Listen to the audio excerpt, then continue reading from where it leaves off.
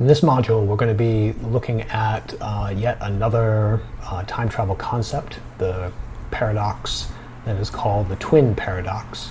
I explain a little bit in the overview here. I don't want to get too much into the particulars about it. I really just want you to have an understanding of what the paradox is and how the basic idea of how it works.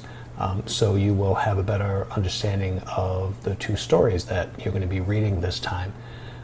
The novel is going to be Planet of the Apes by Pierre Boulle. And also you will be reading the Ursula Le Guin story, Another Story, or A Fisherman of the Inland Sea. Both of these deal with the concept of time dilation.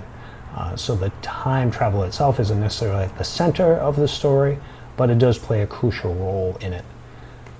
As far as the assignments go this time, you will have another literature circle, which will begin right at the start of the module. So keep an eye out for that information.